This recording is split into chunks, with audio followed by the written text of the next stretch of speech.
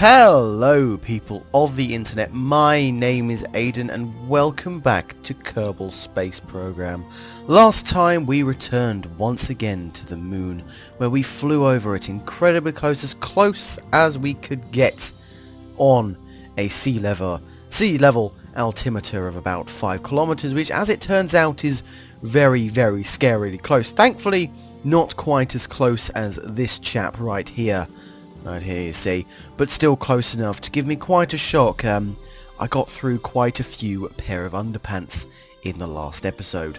Since then my underwear genocide has continued, as I continue to have several fairly needless close calls, I guess you could say, as I continue to orbit around the moon and look at the moon's surface to, of course, attempt to complete the primary objective of that mission, which was to find a landing site for Utopia 3.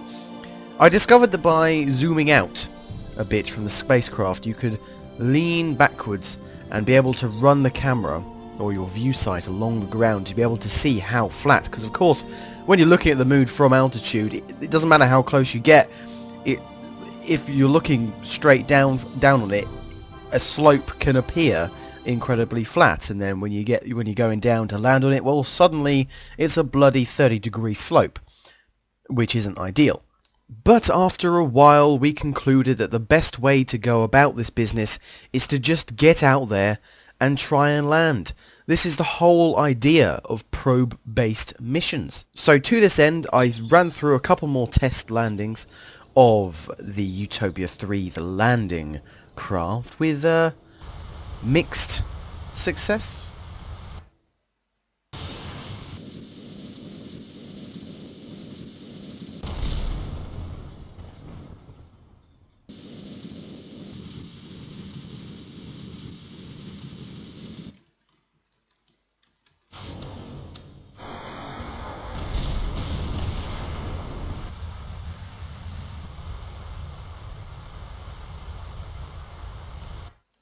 Now, before we get too carried away with all this excitement, I have something very interesting to share with you.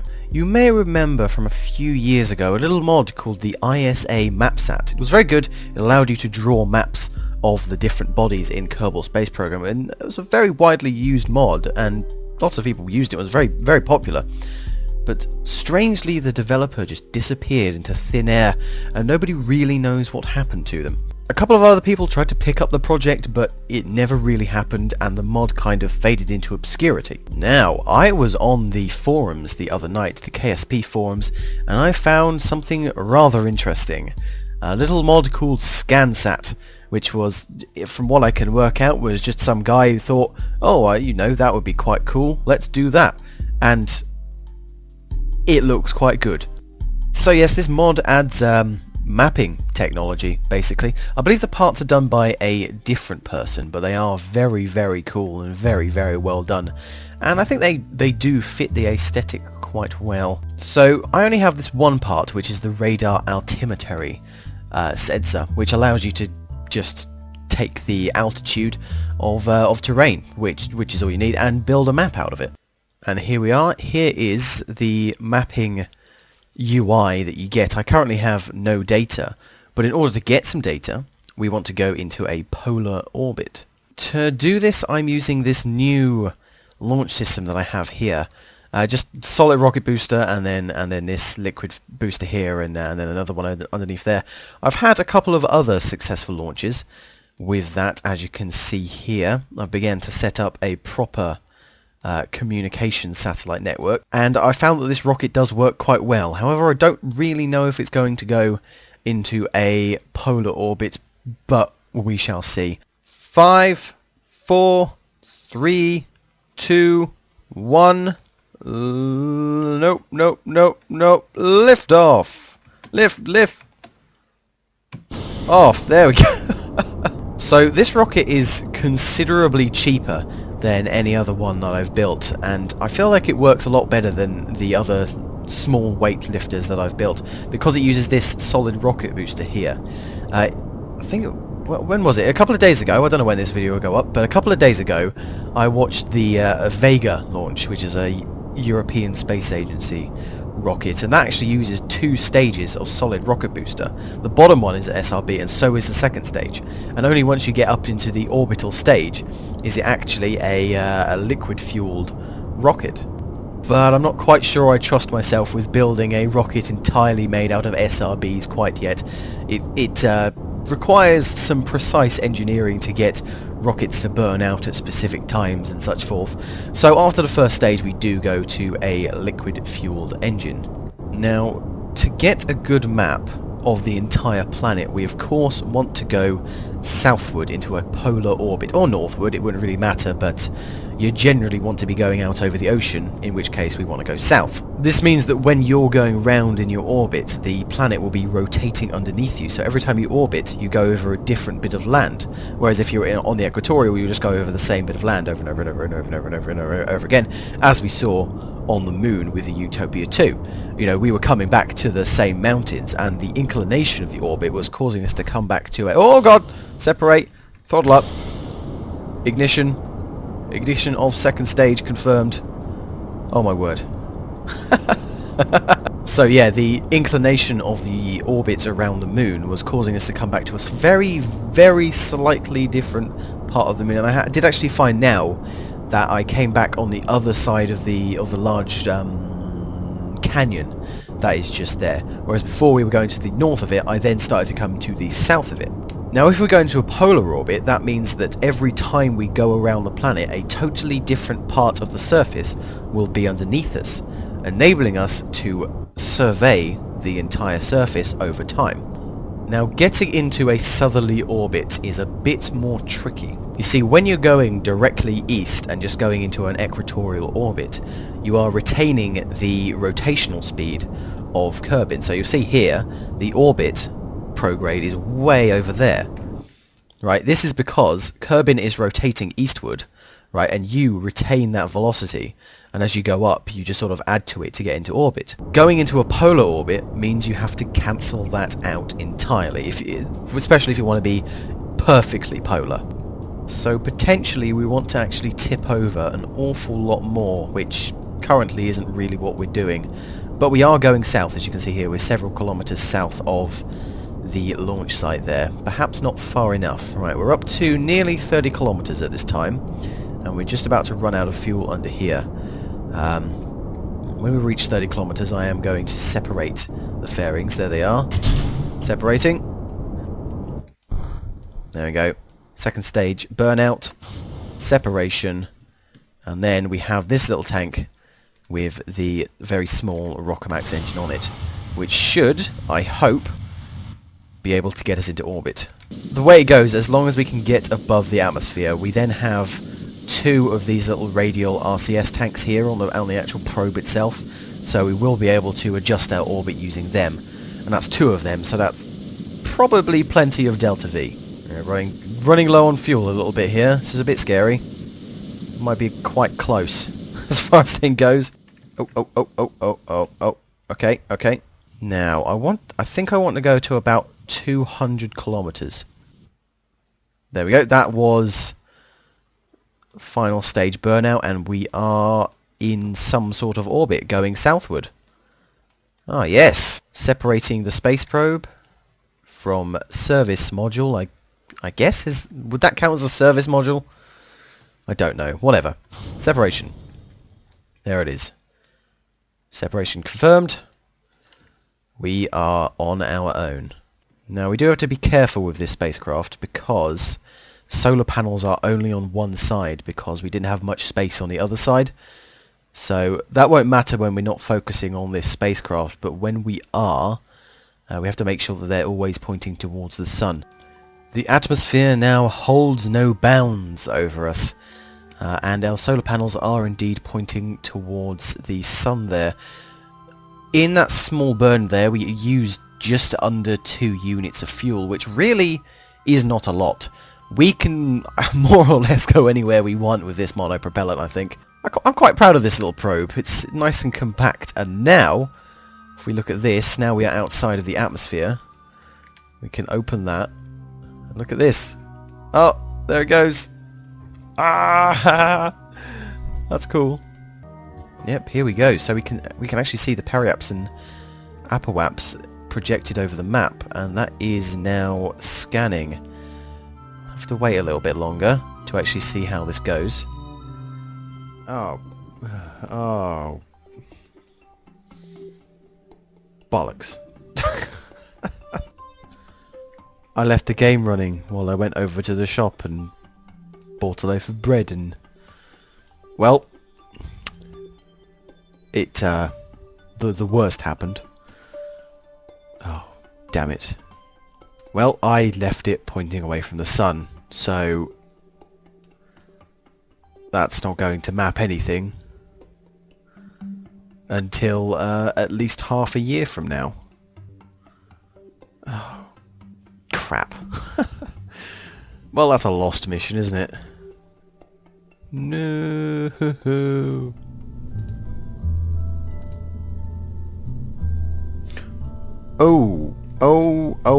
Oh, bugger. Well, it appears that after a rather worryingly short amount of time, we're back here, and we're going to have to accept all of these, I imagine. Okay, so the down payment on those contracts should have at least saved our space program for a little while. We do have to worry, of course, about at some point completing those, but that shouldn't be too much of a bother. We just have to figure out what we're going to do with this spacecraft as it is right now. So the solar panels are pointing pretty much as far away from the sun as they possibly can do, and it is very, very much dead. It's going to take an entire year to get Kerbal to rotate round the sun so that the solar panels will come back into view. So this spacecraft is going to be pretty much useless for quite a long time. Now, we could go ahead and launch another one, but that will be another 16,000 funds, of which we only have 38,000 from that little cash injection that we just had there. But what's this? What's this that I spy out of the distance over here? Oh my word! I can see something approaching. Yes, there is definitely something there. It looks like it's coming right for the spacecraft. Oh my word, it's coming in quite slow. It looks like it might hit it though. Oh goodness. Oh my word. Wait, how do I, middle mouse, okay. Oh. Just a light tap. Oh, tap. What?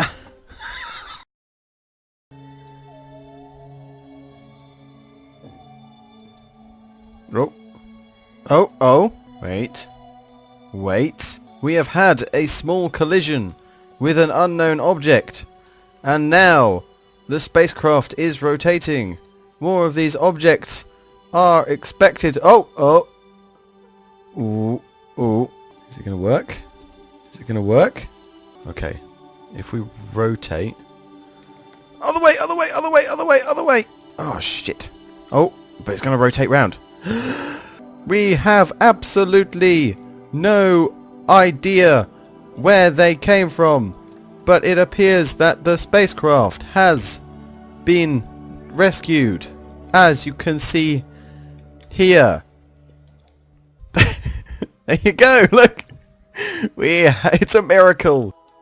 Right, well, now that we've been magically saved by the mysterious objects from out of... go away, go, sod off. From out of nowhere, we can do that. Look, analyze low-resolution altimetry data, which we can transmit. Lovely! There you go. And we got a well, isn't that just lovely? Now, we had to pick up quite a lot of contracts there to keep ourselves from having to declare bankruptcy. which I don't know how it works in this game, whether it just sort of ends it immediately or what happens. But I suppose I should actually look at what I accepted to do. Explore the moon, already doing that, whatever. Test Mark II radial power... Oh, that's one we already... No, it's not. Yeah, 17,000 meters at a speed of 190 meters per second. We've encountered this before, where it's a really high altitude, but you have to be barely moving.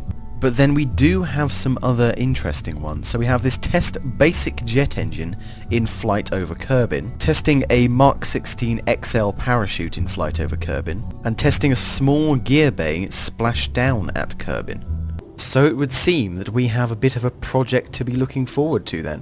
What this means is we want to be able to build a aircraft which can reach a speed of above 340 meters per second, an altitude of over 9,800 meters, and is able to splash down with the help of a parachute. So we'll see what I can come up with. So here we are, the latest and first in a line of air-breathing, jet engine-propelled aircraft. So here we go. It is fitted with 3 basic engines. It is fairly light aircraft here, fairly cobbled together as well, if I'm totally honest. Up. Oh, no, not quite. Come on, up you go. Up you go. Yep, like that. Okay, cool. Slightly front heavy. That's fine. And then, a most ingenious innovation included in this design is the ability to fold away the landing gear. Look at that. How marvellous. Yes, so how these engines work, you see. The air is brought into the aircraft through these entry points here. It is run over a very, very hot transfer plate, which uses the burning of fuel stored in here to heat it up. And then that heats it up. The air expands as it does. That's how heat works. And it is forced out the back, propelling the aircraft forwards. It's all very smart, you see.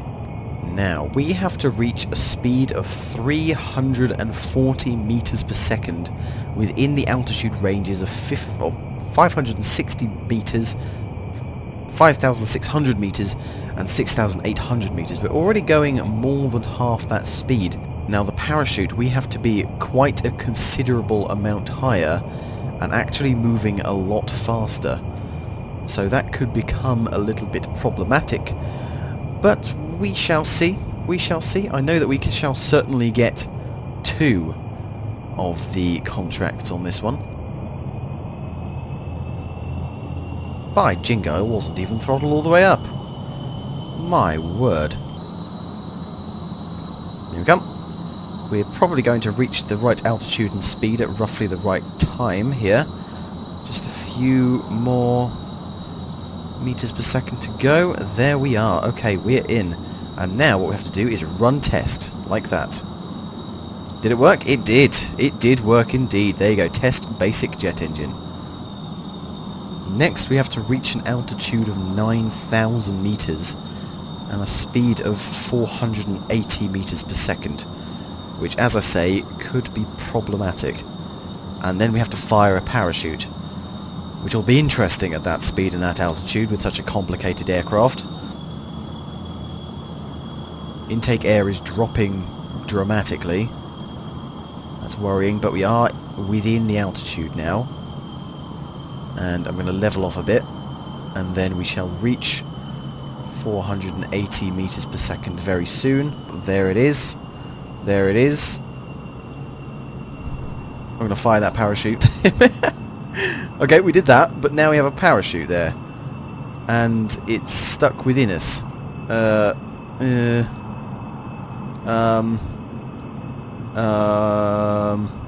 Well, regardless, we have achieved quite a feat this morning. This will go down in history, I'm sure.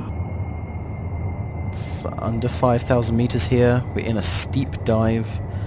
Try trying to keep us so we keep level, because I'm worried that if this comes round too much, it's just going to flip us out, and that'll be bad. Okay, 1500 meters, just there. At some point this parachute is going to fully inflate, and I have no way of clicking on it, so I have no way of changing that. And we could have a little bit of trouble when that happens. So I'm trying to bleed off as much speed as I possibly can by shutting down the engines. Here it comes, here it comes. Oh, there it was. I need to get a replay on that. Oh my god, did you see that? We're still moving fairly fast, so just as a bit of a precautionary effort here, I am slightly throttling the engines, just a very small amount to make sure we don't hit the water too fast. 20 meters. And touchdown. Oh, we're bouncing. The engines got destroyed. Oh, yeah, the engines got destroyed. That's not brilliant. Other things are being destroyed. But we're down. We're settled. We're blue. Hooray! There it is. There you go. 1200. 1200 Kerbal funds there and 34 science. Actually, that is a point. We now have 139 science. As a secondary effect here, we are getting a fair amount of science for this. So I may do some more contracts, because I have got a lot of science over this time. Recover the vessel! But nonetheless, thank you so very much for watching. My name is Aiden, and I will see you when I see you. We have plenty of funds. Awesome. Goodbye.